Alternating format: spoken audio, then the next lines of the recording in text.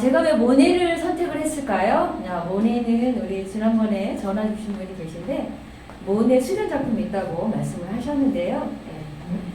자, 모네 하면은 우리 그 예술인들은 대부분 여성 편력이 되게 많죠. 근데 모네는 딱 두 여인만 있었습니다. 그래서 제가 학생들을 가리키는 거는 너무 학구적이고 그 다음에 또 철학적이나 또 미술 문화적이고 해서 그냥 아주 좀 흥미 위주로 뽑으려고 했습니다. 자, 우리 보면 모네는 인상주의 시작이고 그 다음에 또 모네 두 여인이 있는데요. 인상주의란 무엇인가? 우리 정말 내가 왜 이런 사주를 들어야지 이렇게 생각하지 마시고요. 아주 쉽습니다. 인상주의 어렵지 않아요. 자, 그러면 우리가 먼저 이야기할 때 우리 이제 모네의 유명 작품이 있어요. 뭐가 있냐면 집가리 시리즈가 있고 그 다음에 또 수련연작 시리즈가 있고 누앙대성당이 있습니다. 그런데 그거 모든 거 다 뺐습니다. 빼고 모네와 두 여인, 인상주와 두 여인만 가지고 오늘 이야기하려고 합니다. 그런데 이 두 여인을 평생 두 여인만 알았는데 왜 두 여인만을 알았을까? 이것도 또 좀 궁금하시죠? 그런데 어쨌든 다른 미술 화가, 여성 편력이 많은 미술 화가에 비해서 모네는 말하자면은 가장 스캔들이 없는 모네였다. 이거를 말씀드리고 싶어요. 자, 그러면 미술은 근대 미술과 현대 미술을 나누는데요. 자, 현대 미술은 1900 몇 년도로 시작할까? 요거는 좀 알아야 돼요. 내가 왜 그래? 내가 현대 미술 뭐라 알아야지 하지 말고 1900 몇 년부터 시작할까요? 한번 얘기해 보세요. 네, 목사님 앞에 박윤수 목사님, 네, 현대 미술은 1900 찍으세요. 1900 몰라요. 찍으세요. 괜찮아요. 10년. 1910년 더 올려주세요. 찍어라. 1900년. 더 올려주세요. 더. 60년. 60년 딩동댕 누구예요? 와, 박수 좀 한번 쳐주세요. 박수. 자, 박수입니다. 왜냐면 우리가 이제 이게 강의하는 게 딱딱한 게 아니고 서로 이렇게 주고받으면 훨씬 재밌어요. 원래 좀 학생들한테 그렇게 했거든요. 근데 지난달에 제가 그렇게 못했던 기억이 나는데 현대 미술은 1960년도예요. 그거를 포스트 모더니즘이라고 해요. 그러면 근대 미술은 언제부터일까요? 그 전이에요. 1800 찍어보세요. 후반기. 90년? 좀 밑으로. 1870년. 맞았어요. 딩동댕. 오늘 웬일이세요? 감각 끝내줍니다. 자, 1870년은 모더니즘이라고 합니다. 그럼 인상주의 태동, 왜 인상주의 태동했을까요? 그 전에는 사실주의 작가, 낭만주의 작가들이 있었어요. 그 전에는 궁정 화가들입니다. 말하자면은 궁정에 가서 그리라는 그림만 그렸어요. 근데 인상주의는 뭐냐? 인상주의는 자기 멋대로 그림 그리고 싶은 거예요. 햇빛이 해가 떠요. 그러면 해를 바로 포착해서 그림을 그리거나, 그리고 이지를 들고 밖에 나갔다라는 거예요. 최초죠. 그게 1860, 70년대, 7, 80년대 그쯤입니다. 그러면 1960년대로 오면 뭘 얘기할까요? 팝아트 혹시 들어보셨어요? 팝아트? 못 들어봤나요? 팝아트는 제가 쉽게 얘기할게요. 광고, 만화, 앤디 워홀 아시죠? 앤디 워홀 누굴까요? 앤디 워홀. 그럼 제가 한 가지 예를 들까요? 그 사람은 마르니 몬로, 그 다음에 코카콜라, 그 다음에 엘비스 프레슬리, 모테통, 스프캔, 깡통, 코카콜라 이런 것을 그 판화 형식으로 지원했어요. 근데 이 사람은 원래 상업 미술가였어요. 그때는 알아주지 않았거든요. 근데 이 사람이 이 그림을 판화로 찍으면서부터 이 독특한 거에 다 준해서 이 사람을 유명세를 타는데 1960년대는 팝 아트의 기점으로 현대 미술로 치웁니다. 자, 이거는 외우지 않아도 금방 아시겠죠. 그럼 어디 가도 이 그림은 김소영 아무개가 얘기했는데 1960년대 팝 아트구나. 이걸 좀 알 수 있겠죠. 자, 그러면 넘어가서 근대 미술은 왜 모더니즘이 나왔을까 궁금하죠? 인상주의가 왜 나왔을까? 형식 문제 따위 전통적인 기반에 급진적으로 벗어나려는 행동입니다. 급진적으로. 왜? 형식이 너무 많아. 난 싫어. 난 내가 그리고 싶은 대로 그릴 거야. 왜 제한을 둬? 왜 자꾸 여기 주름을 넣으라고 그래? 왜 머리카락 이렇게 막 꼬불꼬불하게 왜 만들려고 해? 이거 절대 아니고 나는 내가 그리고 싶은 대로 할 거야. 하는 인상주의 태도입니다. 그럼 어떻게 보면은 탈이 뭐예요? 이탈한 거죠. 탈 그림을 이야기하는데요. 자, 그러면 이성을 강조했어요. 근대미술은 이성을 중시했어요. 이성. 현대미술 아까 얘기했죠. 포스트 모더니즘의 1960년대 시작은 삶과 사고 지배한 모더니즘에 대한 반동으로 일어났어요. 삶, 사고, 문화, 예술 이것을 반동으로 일어났다. 고급 문화와 대중 문화의 엄격함에서 나왔다. 이것은 감성입니다. 그러니까 1960년대의 현대 미술의 감성과 그 다음에 1860, 70년대, 80년대 그쯤의 이성과는 판이하게 다른 거죠. 그럼 인상주의란 무엇인가? 아까도 얘기했듯이 인상주의는 탈재현이다. 재현은 똑같이 그림을 그리는 거에 대해서 약간 벗어난 거예요. 벗어난 거라고 생각하시면 되고, 그런데 자연을 담게 했거나 자연의 단계에서 이탈을 하려고 했는데, 아까 얘기했지. 이지를 들고 바깥에 나갔어. 나는 집에서 그냥 그림만 그리는 줄 알았는데, 난 궁중 화가들은 그냥 돈만 받고 그냥 그림 그리기를 했는데, 이건 뭐냐면 창작성에 결여된 거죠. 내가 그리고 싶은 대로 그려야 되는데, 나 누군가의 주문 받아서 그리는 거예요. 내 얼굴 좀 그려주세요. 내 와이프 좀 그려주세요. 그런 상황이 되어버렸던 것을 이탈행위다. 그래서 탈미술이다. 이렇게 얘기합니다. 탈재현이다. 이렇게 이야기도 합니다. 그러면 인상주의의 1860, 70, 8, 90 이때를 인상주의라고 이야기할 수 있는데, 물론 인상주의가 인상주의 전기, 인상주의 후기, 인상주의 쭉 나누거든요. 그것까지는 여러분들한테 하는 건 좀 제가 오바고요. 그러면 인상주의의 첫 번째 인상주의는 기족풍으로부터 이탈하려고 했다. 기족풍으로 이탈하려고 했다. 기족풍은 뭐예요? 전에 사실주의, 낭만주의 그때는 귀족적인 여성들의 그 드레시한 그런 옷을 입고 그림을 많이 그렸잖아요. 1860년, 70년, 80년 그쯤에는 탈재현이다. 이렇게 이야기할 수 있고요. 그러면 인상주의에서 사물의 고유색을 인정하지 않았어요. 그 뜻은 무엇이냐? 사물의 색이 지금 흰색으로 나와 있어요. 근데 눈으로 보는 건 보라예요. 그럼 보라로 그림을 그리는 거예요. 우리는 그림을 그릴 때 이제 이쪽에 연두색이다. 그러면 연두색에 가까운 색을 그렸어요. 근데 이게 연두색이지만 나는 검정으로 보여. 그럼 검정색으로 나타내는 거예요. 그런 것을 인상주의의 사물 고유색을 인정하지 않았다라는 거.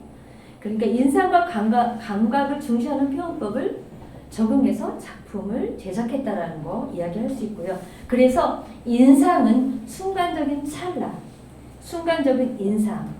그래서 좀 이따 또 얘기를 하지만 또 나오는데요. 이제 그림 만해의 풀바디의 식사를 먼저 보고 이야기합니다. 왜 안 나가죠? 뭐가 또 안 되죠?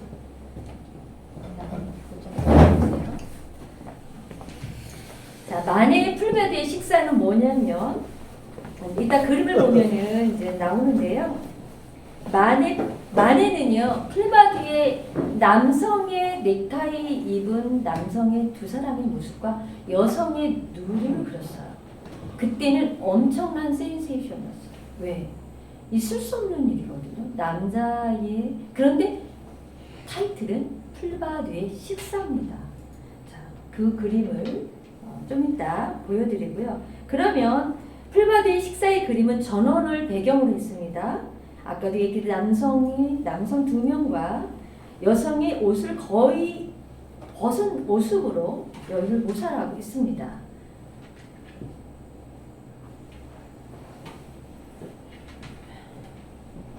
슬라이드로 만들어 주시면 좋겠어요. 슬라이드. 네. 자, 지금 이거 지금 현재 아까 그 젊은 그 모네고요. 이 나이는 조금 그래도 나이가 그렇게 많은 거나 50대, 50대인데 이렇게 할아버지처럼 이렇게 지금 수염이 많이 길러져 있기 때문에 그냥 슬라이드 안 하고 그냥 할까요? 차라리. 예, 알겠습니다. 그럼 다음 넘겨주세요. 이걸로 안 됩니다. 네. 지금 여기 보면 지금 그 남성의 두 사람과 여성의 무도인 모습을 하고 있죠. 자, 이 사람은 지금 원래는요 부친의 사망으로 상당한 유산을 받았어요. 마네는. 자, 왜 이야기를 하냐면 인상주의 작가의 마네의 풀바디의 식사로부터 시작됐다는 설과 모네의 인상 해돋이로부터 시작됐다는 설에 분분합니다. 이때 이 작품을 통해서 이야기를 할 수 있는데요. 근데 이미 알았어요. 마네는 왜? 이 그림은 분명히 전시를 못하게 될 것이다라는 걸 이미 알았습니다. 무리를 일으킬 수 있다라는 걸 알면서도 이 작품을 전시를 했습니다. 물론 전시장에는 나중에는 못하게 쫓겨났어요. 그것은 미리 알았고 가족들이 당황할까봐 걱정할 필요성도 느끼지 않았어요. 왜? 자기 자신만의 그림을 그리겠다 하고 그림을 그린 거고요. 비평가들은 마네가 재능이 있다. 재능이 있는데 왜 모네에서 마네가 들어갈까 이렇게 얘기 나오죠. 인상주의 작가 두 사람이 이야기하기 때문에 마네 이야기를 합니다. 그림 속의 인물 옷차림은 사실적으로 현대적이었고 그러니까 도덕성 문제를 들고 일어났어요. 그렇기 때문에 이 작품에 있어서 인상주의 내가 그림을 그리고 싶은 대로 그림을 그리겠다라는 인상주의 해돋이 이런 것을 말하자면은 모더니즘의 인상주의의 시작이다 이렇게 이야기할 수 있습니다. 자, 넘겨주세요. 넘기시면 아 그래요? 이걸로는 안 돼요. 돼요, 돼요. 아 돼요? 아 네, 알겠습니다. 제가 거꾸로 눌렀구나. 네. 자 여기 모네의 얼굴이고, 자 이거는 마네 풀바디의 식사. 그 다음에 이게 이제 해돋이입니다. 지금 이렇게 흐리게 나와 있지만 지금 말하자면은 우리가 찰나라고 하죠. 자 해가 떠오릅니다. 근데 그림 그리다 보면 벌써 중천에 떠 있습니다. 그렇기 때문에 어떻게 돼요? 빠른 필추로 그림을 그려야죠. 네, 그런 걸 이야기합니다. 그래서 자 인상이 이 그림 해돋이 인상은 물론 모네는 그 빛의 시대를 연 인상주의 선구자라고 기록을 하고 있고요. 끊임없이 변하는 순간의 인상을 표현했어요. 그리고 그 시간성을 도입을 했는데요. 그래서 아까도 얘기했듯이 인상이라는 그런 내용은 인상파 전시에서 나온 거고 모네의 그림 속에 인상 해돋이에서 유래됐다는 이 두 설이 있다는 이야기를 했습니다. 네, 이쪽에다 죄송합니다. 자 여기 이제 여인이 나오는데요. 이제 모네의 첫 번째 부인 까미뉴입니다. 까미뉴. 이 까미뉴 이야기하기 전에 그 모네의 작가 연보를 제가 조금만 할게요. 5분만 할게요. 왜냐하면 모네의 연보를 알아야만이 이 그림을 이해하는 데 도움이 될 것 같아서 제가 지금 시작하겠습니다. 자, 모네는 1840년도에 식료품 가게 아들로 태어났고요. 그 다음에 다 넘겨서 19세 때 미술 입학 시험에 실패를 합니다. 그 다음에 부친의 반대가 엄청 많았죠. 그런데 23세 때 마네의 개인전을 보고 감명을 받아. 아까 마네 설명했죠. 네, 마네의 개인전을 보고 도전을 받게 됩니다.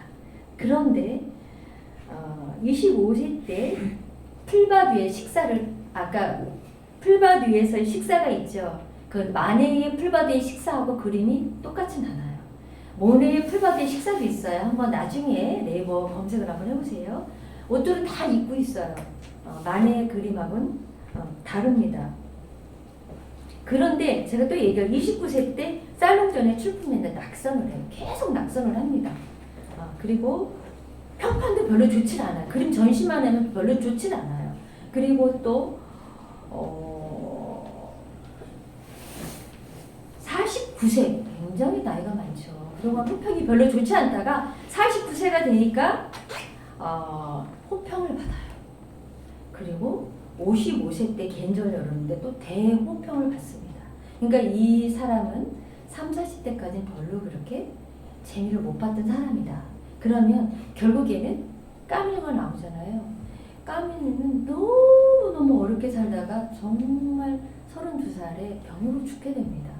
그러니까 호강 한 번도 못 받고 결국엔 죽음을 맞이하는 그런 상황이 되죠. 그래서 이제 결국에는 또 수련 연작에 들어가는 건 59세입니다. 수련 연작 아마 수련에 대해서 또 아시는 분이 계시더라고요.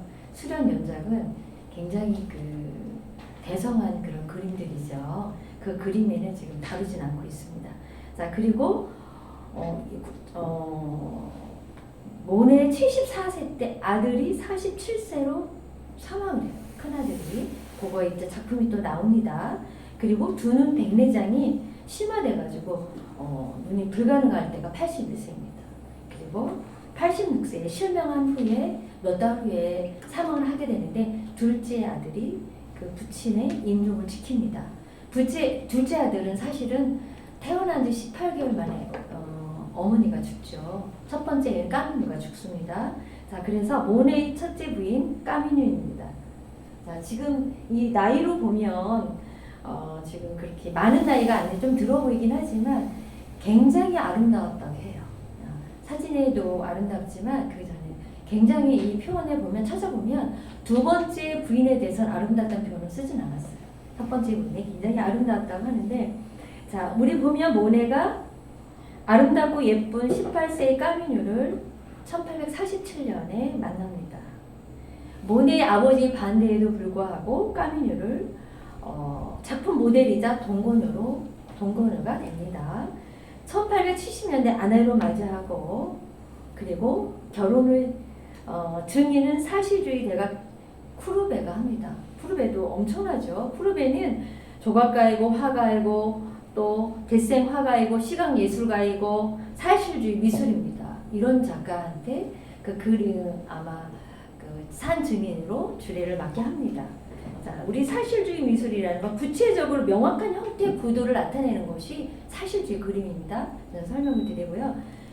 그리고 결혼 전에 출산한 큰아들이 장모네입니다. 그게 1867년에 아들 까미뉴는 1870년대 인물화의 주된 모델로 등장을 하는데요. 큰아들 장은 아버지보다 아까도 얘기했듯이 12년 먼저 죽어요. 나이 47세로 그 다음에 이제 또 제가 이거는 읽어드리겠습니다. 둘째 아들 미셸은 1878년에 태어나는데 까미뉴의 둘째로 출산 후 몸이 허약해집니다. 그리고 가족이 경제적인 고통까지 더해져 극도로 병세가 악화됩니다.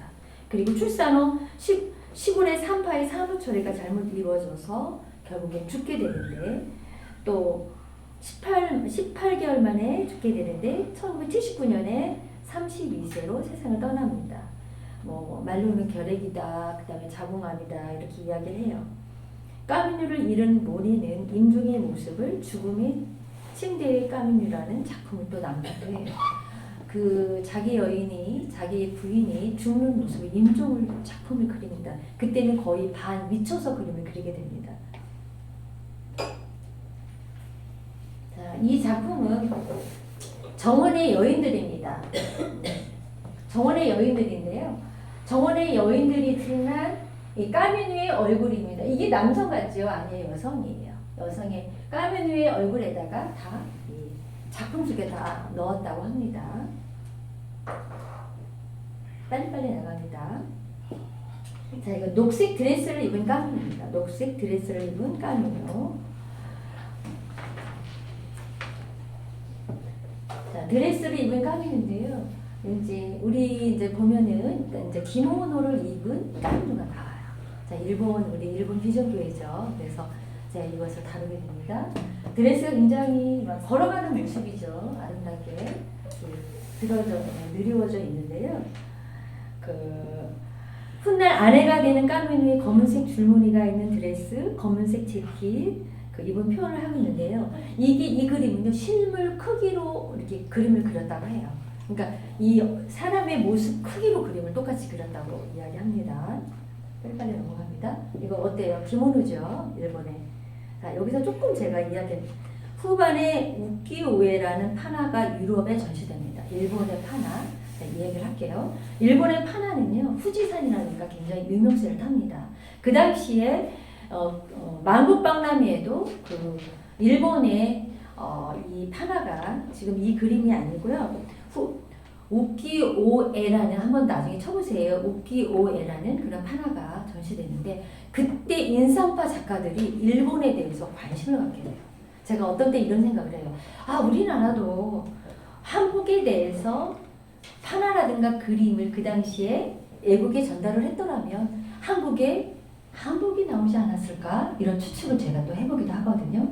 그런데 인상주의 작가들 그림에 이렇게 기모노라든가 일본에 관련된 작품들이 들어가 있습니다. 그래서 미술품 경매 때 일본의 사업가들이요, 그 말하자면은 기모노 옷이라든가 일본에 관련된 그림이 조금이라도 들어있으면 기를 쓰고 미술품 경매에 참여했다고 해요. 진심으로. 자, 그런데 여기에서 유럽에 전시되고 알려되고 파나에 대한 관심을 갖게 되고 모네가 일본을 알게 되면서 까미뉴에게 이렇게 일본 기모노를 입히고 벽면도 일본 무채로 가득 채워 놓았다 이렇게 이야기합니다. 모네는 일본의 포즈나 장식적인 의상화, 구도 역시 일본풍인데요. 동양에 대한 감화를 크게 받았고요. 그래서 일본의 이렇게 아치형 다리, 일본식 다리라고 이렇게 표현도 해요. 사실은 또 어떤 때는 동양적인 다리 이렇게 표현하기도 하지만 일본식 다리다라고 이야기합니다. 자, 우리나라도 이런 아치형 다리가 있잖아요. 오적교 이런 것도 이렇게 일본식 다리 이런 이야기를 하고요. 그래서 이런 것들을 보면은 그때 큰 우리 모네가 일본에 대한 그런 관심도 좀 많이 있었고요. 일본에 대한 기모노, 일본에 대한 일본식 다리 이런 걸 갖고 있습니다. 그래서 한번 일본에 대해서 좀 관심이 있으시면 그 모네에 대해서 작품도 또 알아보는 것도 괜찮을 것 같습니다. 그리고 이제 우키오에라는 후지산 그림이 있는데요. 이 그림이에요. 자, 이 파나가요. 어마무시하게 관심을 갖게 됩니다. 이 파나가 일본이. 그래서 이 파나로 인해서 일본을 알게 되는 유럽에서. 우리나라에서 만약에 아까도 얘기했지만 작가들이 그 만국박람회, 프랑스 만국박람회라든가 이런 데 유럽에 진출했더라면 어떻게 됐을까? 너무 퀘션 마크죠. 정말 잘 그려진 그림이고요. 우리 이것들이 보면은 1829년부터 1832년 지금도 이런 파나들이 많이 일본에 있습니다. 그 다음에 자, 이거는 드뷔시 오리지널 커버입니다. 락맥이라고 하는데요. 호코 사이작인데요. 가나가와이 큰 파도에서 영감을 받았고요. 닐테리 산이라는 거를 썼어요. 드뷔시는 고향국 바다의 모티브를 얻어서 음악을 작곡했던 그 커버입니다. 사진처럼 일본 악보에 표제된 이런 그림들 사용했습니다. 그 다음에 해바라기가 나오는데요. 이 해바라기는 모네의 말년에 이르러서 풀과 꽃에 대해서 많은 관심을 쏟기 시작했는데요. 까미뉴가 사망한 후에 그림을 막 미친 듯이 그림을 그리게 됩니다. 꽃의 그림도 그리고 풀의 그림을 그리게 됩니다. 그건 뭐냐면 아내를 잃은 슬픔을 달래기 위해서 말하자면 그림을 그리게 되고요. 결국엔 어때요? 까미뉴는 세상을 떠났죠. 생활고를 가중된 생활에서 모네는 아이들과 한층 가까워지게 됐고 인물화를 그다지 즐겨 그리지 않았던 사람 중인데 아들에 대한 사랑을 초상화 속에 표현하고자 했습니다. 자, 여기 보면 자, 이거는 여기 장모네입니다. 47세의 나이에 죽죠. 이 장모네는 사실은 까미뉴 사이에서 나던 이 장모네는 그 미리 결혼하기 전에 결혼 전에 출산한 큰 아들인데요. 그때까지만 해도 까미뉴는 아프지 않았어요. 둘째를 갖고 나서 몸이 쇠약해지고 나중에 사망에 이르게 되는데요. 자, 이거 봅시다. 그 아이 큰 아들이 이렇게 아름답게 정말 타고 있죠. 이런 모습들. 자, 이거 아이입니다. 장문의 아이 그림입니다.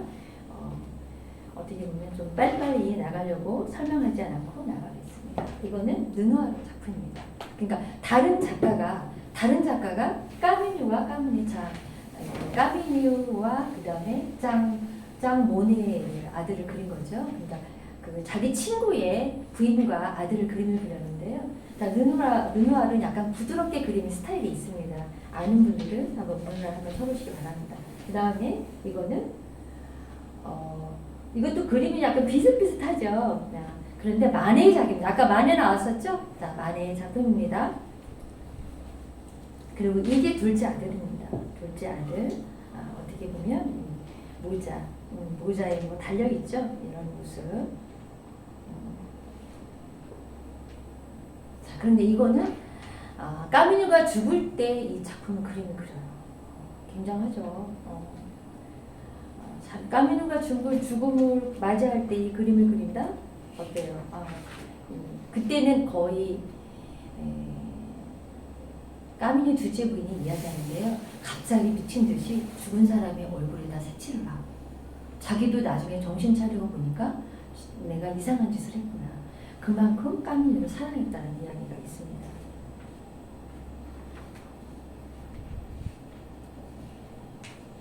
자, 그런데 이제 또 다시 이야기를 해드리면 빚쟁이에 시달렸어요. 끼니 걱정도 되게 많았어요. 그러니까 얼마나 모네가 못 살았다는 걸 알고 있을 거예요. 경제적으로 힘든 생활 후에 까미뉴는 32세로 사망하는데 까미뉴의 죽음으로 모네는 극심한 고통에 시달리게 됩니다. 그리고 모네는 마지막 순간에 죽은 채 누워있는 까미뉴를 지켜보면서 햇빛이 발산하는 움직임을 주시하면서 그림을 그렸어요. 자, 모네는 깊은 슬픔을 표현한 겁니다.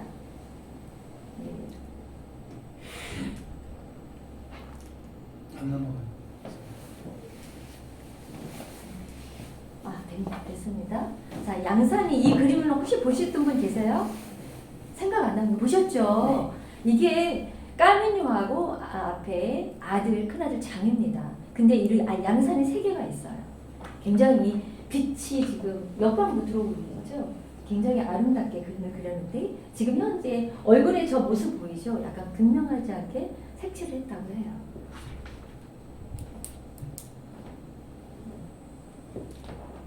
자, 여기 보면 이거는 이 그림을 이야기하기 전에 제가 이제 두 번째 그 이야기를 지금 제가 안 드렸는데요.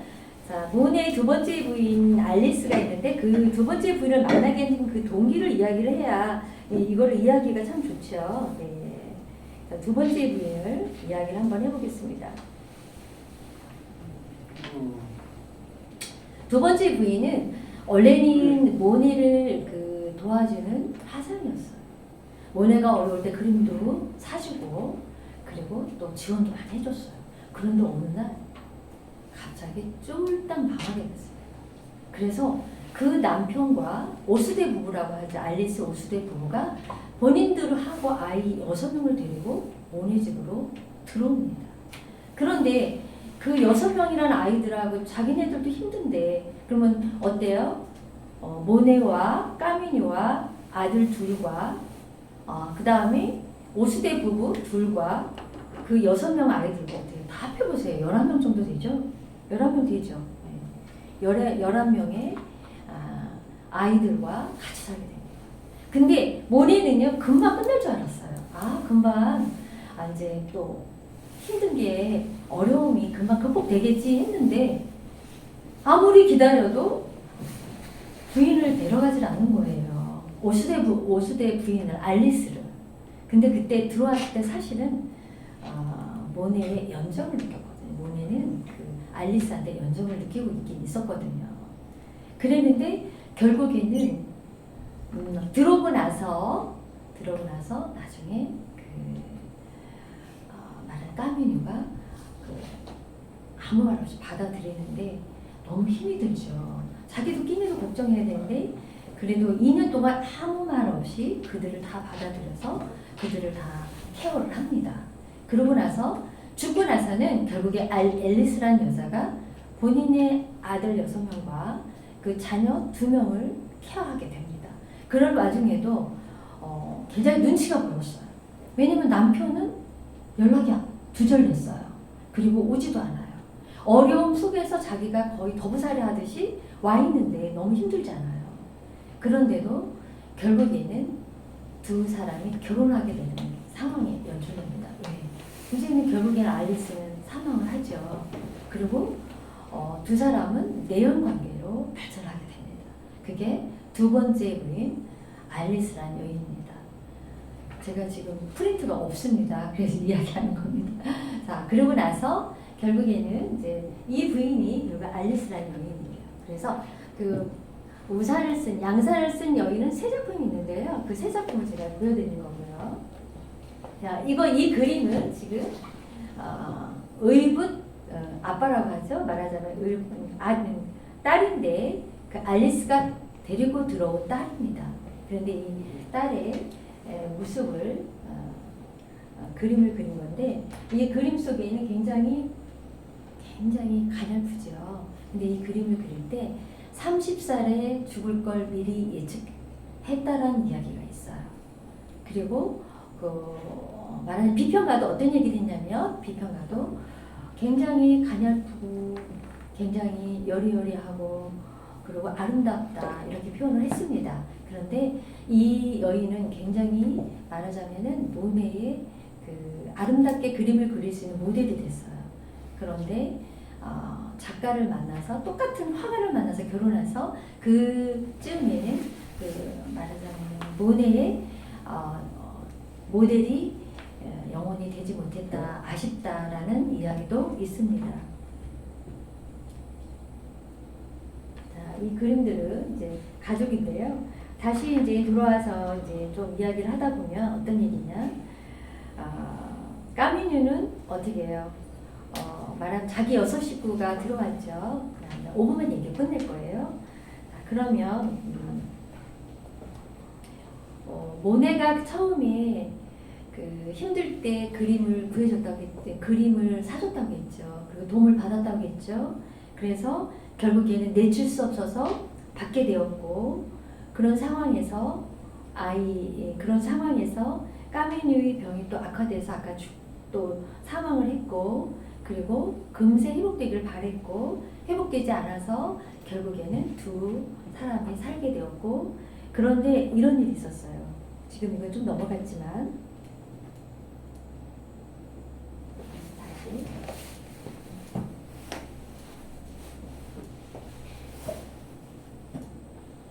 그림이 좀 빠졌는지 왜 이상하게 좀 빠졌나 보네요. 자, 그러면 다시 돌아와서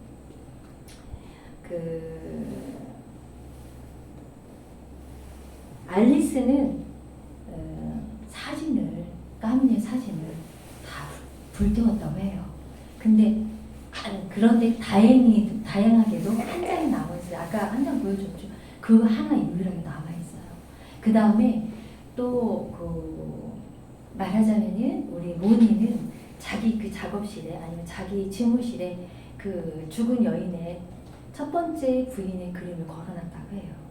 정말 눈치가 많이 보였겠죠. 두 번째 부인한테. 그래도 당당하게 걸어놨다고 하는데요. 끝까지 그 부인을 굉장히 사랑했고 그리고 잊지 못했고 그리고 늘 항상 그리워했다고 합니다. 제가 어디에도 보면 알리스를 사랑했단 말은 별로 없어요. 그런데 정말 어렸을 때부터 처음 초창기 때 반대를 무릅쓰고 결혼했고 그리고 또 죽음을 맞이했고 그러면서도 또 말하자면은 두 번째 아이를 갖고 죽게 됐을 때 아이도 그렇게 달가워하지 않았을 것이라는 추측도 해요. 왜냐하면 아이를 갖고 나서 죽게 됐고 18개월 만에 죽게 됐잖아요. 그래서 아이의 작품을 전혀 그리지 않다가 죽고 나서 까무니가 죽고 나서 아이들 작품을 남겼다고 해요. 그리고 또 인물 하나 초상화는 별로 그리질 않았어요. 좋아하지 않았어요. 그런데 까미뉴는 한 30여 점을 남겼다고 하고요.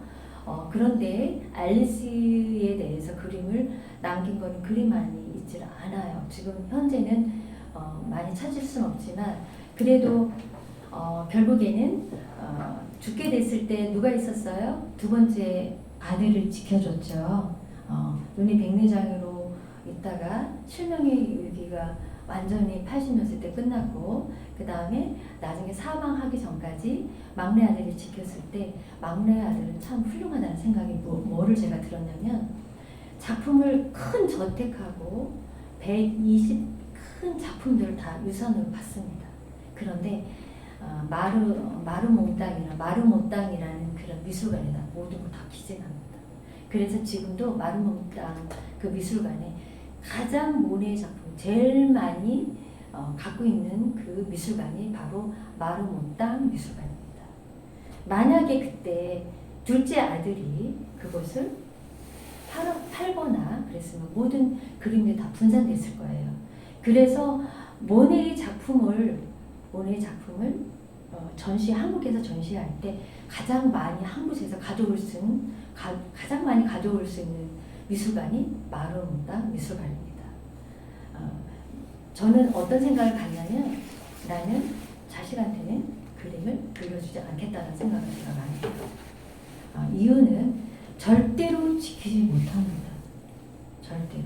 예를 든다면 100점이라면 그림 5점 넣고 이런 식으로 정해주지 않으면 그 나머지는 다 시에 기증하는 걸로 하지 않으면 내 그림은 영원히 남지 않습니다. 이유는 아마 이야기 안 해도 다 알 겁니다. 그런데 그래도 정말 이 아이를 낳고 18개월 만에 깜니가 죽었지만 마지막까지 아버지를 지키고 그 재산 모든 것을 또 사이에 환원했다는 그 자체는 대단한 아들이라고 생각을 합니다.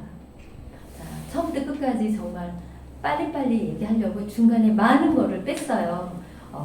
저한테 시간을 좀 많이 주신다면 좀 더 좀 두텁게 이야기할 수 있는 부분인데 제 마음이 급했는지 좀 빨리 끝내겠습니다. 여기까지입니다. 감사합니다.